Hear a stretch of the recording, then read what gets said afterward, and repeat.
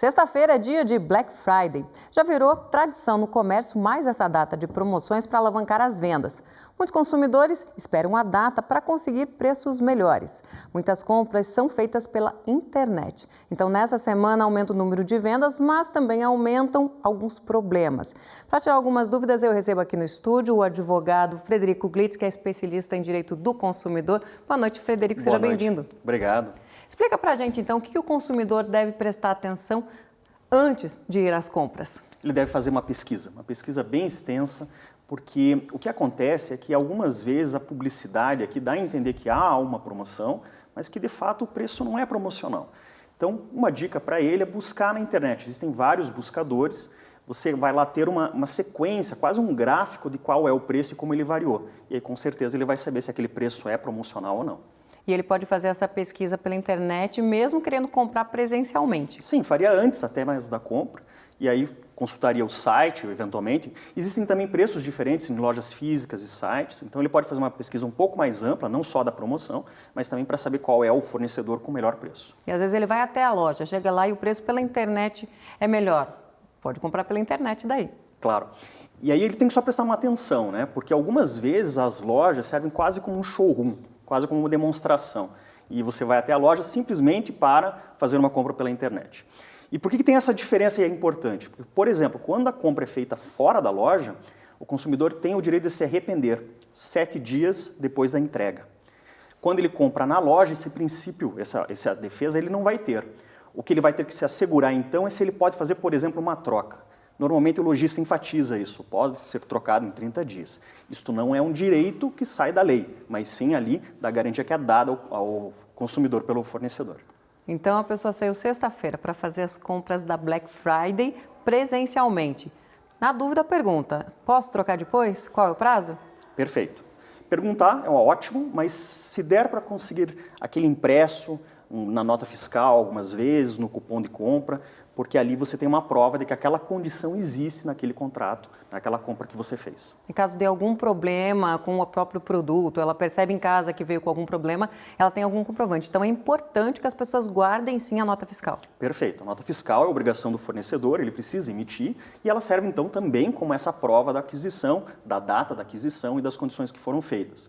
Algumas vezes se percebe, por exemplo, que o preço está sendo diferenciado, você pagou uma quantia, mas a nota foi emitida com valor inferior, isso é um problema também, o consumidor não pode ser prejudicado. E também serve para a contagem do prazo do defeito, né? Porque o arrependimento, 7 dias quando você compra fora da loja, é um direito. Quando há, por exemplo, um defeito no produto, você tem outro prazo. Então, essa nota fiscal ajuda a contagem desses prazos todos. E aí, na hora do pagamento, Frederico, a pessoa também tem que prestar atenção. Às vezes a pessoa está na correria empolgada para comprar e olha ali e acaba que libera um valor que não é o certo.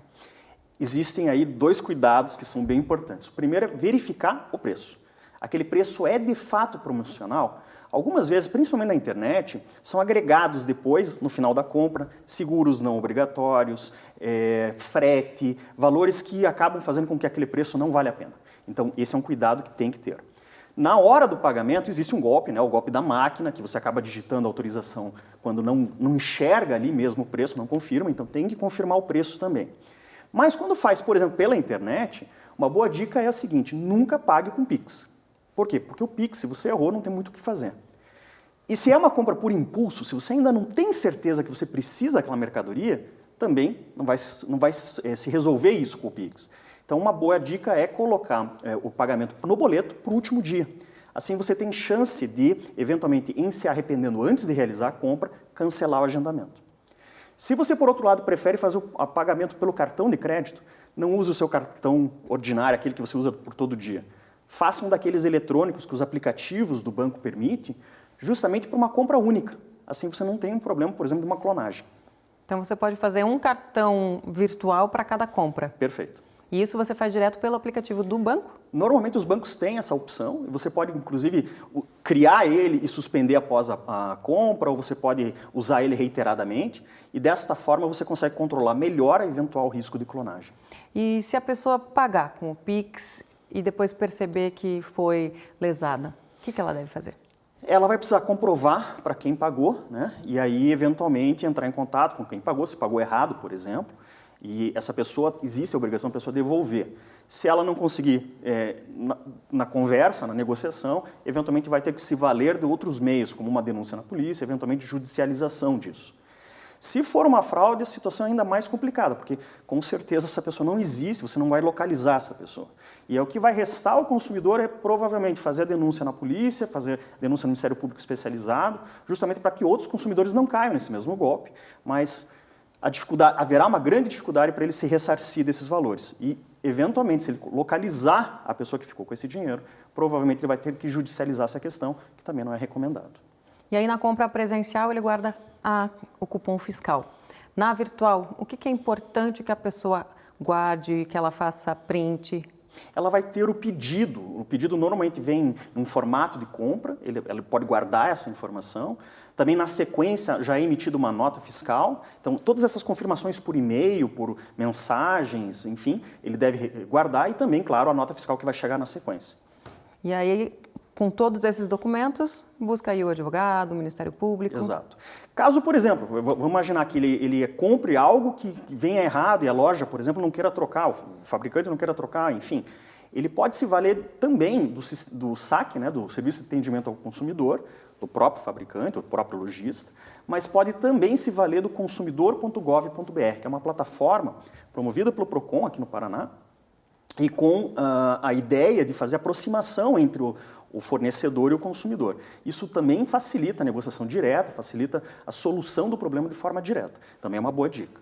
Então, nem sempre ele vai precisar judicializar nada ou procurar um advogado efetivamente. Várias vezes ele vai conseguir resolver o seu problema diretamente. A ideia é tentar resolver isso antes, né? Não precisar Perfeito. chegar até o judiciário. Agora, a pessoa fez uma compra, recebeu o produto, não entrou, ela não quer trocar, ela quer o dinheiro de volta. A empresa ela tem que ressarcir o valor integral? O direito, essa escolha do consumidor, surge quando, por exemplo, ele tem o direito de se arrepender, né? Então, em 7 dias, se comprou fora da loja, e o que ele vai fazer, então, é dizer, olha, eu não quero mais, devolve a mercadoria, recebe o valor de volta que pagou. Caso, no entanto, haja um defeito, o que surge para o fornecedor é o direito de consertar. Ele tem 30 dias para consertar. E aí envolve também assistência técnica, por isso tem que tomar cuidado com as notas fiscais, com a utilização, com a leitura do manual, enfim. Não conseguiu consertar nos 30 dias, aí surgem opções para o consumidor, entre elas o pedido de devolução do seu dinheiro de volta. Então, antes de qualquer coisa, ficar bastante atento, não se empolgar, né? Prestar muita atenção para depois não ter que se arrepender, tem que ir atrás da loja de novo. Perfeito. O que eu diria assim, prestar atenção por quê? Porque é a época que acontece muita fraude, muito link, muito SMS que tenta capturar dados. É época em que as coisas acabam sendo feitas muito no impulso, você acaba se endividando, que também não é uma boa coisa. Então, tomar cuidado com o impulso, pesquisar bastante, se informar para evitar problema. Verificar a credibilidade das empresas também? Perfeito. Isso é possível fazer, por exemplo, pela internet. O PROCON de São Paulo tem uma lista de lojas não recomendadas. Existem sistemas, Reclame Aqui, por exemplo, que faz uma análise da reputação, ou até mesmo dentro do site da empresa você consegue saber, por exemplo, se for um Mercado Livre, um Amazon.com, você consegue saber se aquele fornecedor, como ele tratou os seus clientes antes. Então, é possível também você fazer essa análise e ter indícios se você vai ser bem atendido ou não. Então, também é uma boa coisa. Pelo menos diminuem as chances aí de você se preocupar depois. E de ter problemas. Tá certo. Então, muito obrigada pela participação aqui com a gente. Não por isso.